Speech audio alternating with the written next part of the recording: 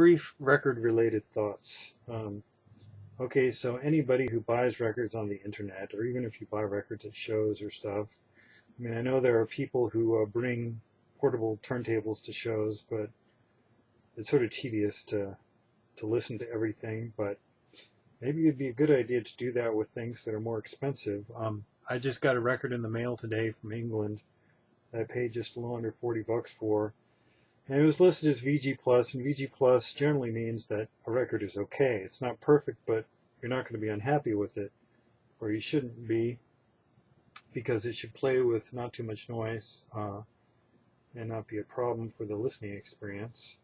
Anyway, the record looked fine, reasonable for the VG Plus grade, at least visually. But I put it on, and it had horrible groove damage, which is when a record, looks basically fine, but it sounds like a record that's all scratched up when you actually play it, and you can't really see it when you are looking at the record. Anyway, so then there's the situation of what do you do in that situation? Complain to the seller? I mean, I sell records online to buy other records that I want. It's really just sort of an advanced form of trading, but if I sell someone a record and it's all scratched up and they're really unhappy with it, they'll want their money back. And in some cases, they won't have to go through the hassle of sending it back. And then you're in a situation where you're paying them money to send it back to you and hoping it'll come back in the same condition you sent it. And they may leave you negative feedback even if it's not necessarily your fault, because you can't play grade everything, yada yada yada. Anyway, but that's just something you're going to experience if you're buying records. You're going to get records that look okay, but when you try to play them, they're not going to sound great. And I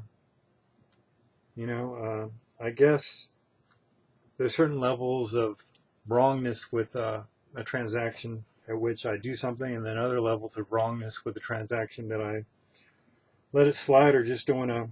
I mean, it is sort of a pain having to keep up with. I mean, there are things in your life that you'll go to the effort to make right for the principle of the matter, or because it's a huge cost issue.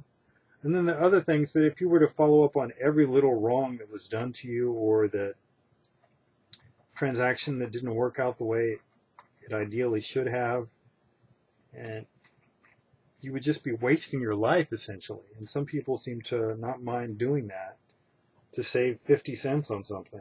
I mean, I'm cheap, but I'm not willing to do that. So a lot of times I'll just let something go and be a little depressed and just be like, well, but then there are other times when I've been okay, I'll go ahead and complain about this and be prepared for the worst, an angry seller who's not going to want to deal with me and think it's my fault somehow. Or, but then other times I've also gotten packages that were mailed and packaged perfectly well, and they were just damaged in shipping, and it wasn't the seller's fault, and I didn't even, let them know that, hey, this arrived, banged up. And I don't even blame the post office. I mean, they deal with, millions or billions of packages a year. And records are fragile things that, there's going to be some damage every now and then, Anyway, those are my thoughts on that for the moment.